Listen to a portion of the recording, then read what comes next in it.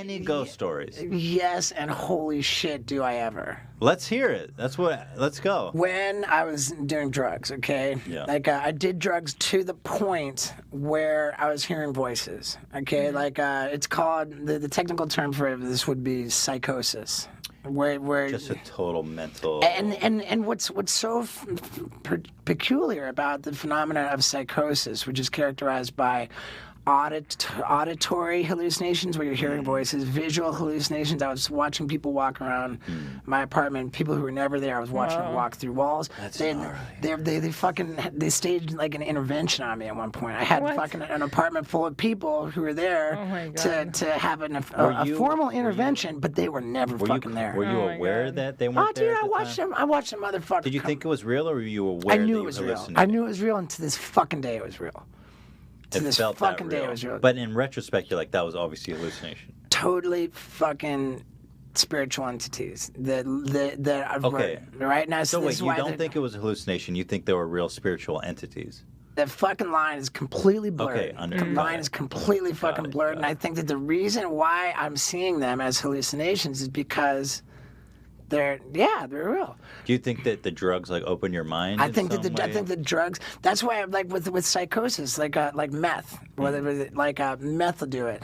Cocaine, particularly on the third straight day of a cocaine bender with no sleep, like while inhaling like nitrous oxide to the exclusion of air as much as possible. Right. When shit would really pop off. Interesting. You know, shit would pop off. Did you invite it? At one point, okay, the first time I had like a spiritual like intervention where it was like, okay, I was sitting and I was inhaling nitrous oxide and I was doing cocaine and I had been doing so for 2 to 3 days.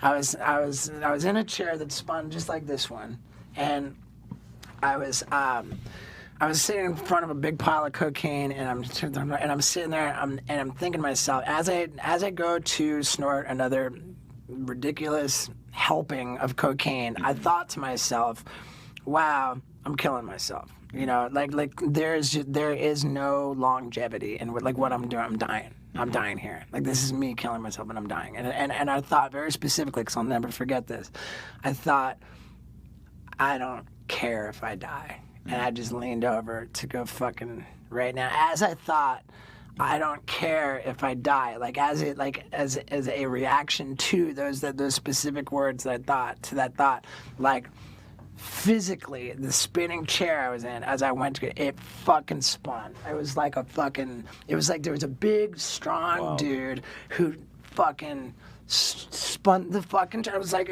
like with the power of as if it was like a fucking mechanical bull. It was just like it fucking spun, and it was. Now, granted, this was a tactile hallucination, meaning not like here, but you feel it. I know fully well that if there was a surveillance camera in my apartment at that time, it would not reveal this experience that I had. Right. Like, I'm clear on that, but it fucking happened. What do you There's mean no it question. wouldn't reveal? Like, you never spun at all? You think it would show? That my experience was that I did, but if You someone think else the was camera would there, show the that camera it was just still. It like got right. Like it didn't. Like I know well enough to know that like this is an experience that I had that was outside of the dimension that we're in, right? And like it was so clear when this happened that like I thought, I don't care if I die, and then just whoa, you know, it was like, think again, motherfucker, like think again. So like this was completely in response to that, I don't care if I die. It was like, think again, like the message was clear that there is some entity that distinctly cares that I not die. What was like your think reaction? again. I was like, fuck, you know, like something powerful as fuck just spun this thing. Did you take the line? Well, yeah, of course. Of course, but something powerful as fuck wants me to live. Wants me to see the importance of don't not care. Like I should care. Something wants me to care about living. Like I gotta live for something. I think it might have been later that night. Well, no, there was another night when I had the formal interview. Dude, I had a shoe sponsor, and there was these cubby holes, a whole wall of shoes, and like the mess, like the in my apartment, shit was just going off, and all these shoes were sitting there like tapping their toes, like, okay, throw away the drugs. They're all impatiently tapping their toes, like, okay, throw away the drugs. Oh my you know? God. Like, and I'm just watching it happen. And all this shit, it's like, okay, wait, hold on, is that happening? And I would think, that's really crazy that that's fucking happening. And I'd look again and like, yep, sure enough, it's still happening. Like, totally. Like inanimate objects were communicating to me. And now they're... And again, you feel like in that situation with the security camera, the shoes aren't moving. Correct. Yeah. 100% correct.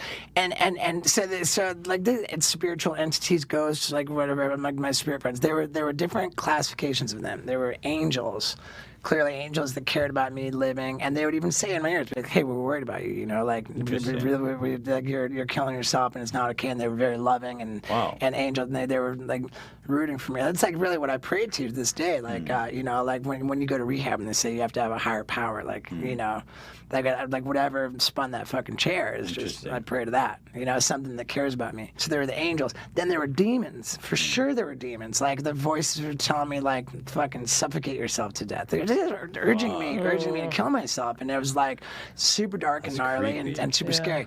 Then, and I would probably classify this as demons as well, but much more fun. They like trickster spirits. Like shit, they would just fucking entertain me. That same chair that I was in, right? Like the spinning office chair, which was, I had a big dining room table like this with the computer set up with the TV on the wall.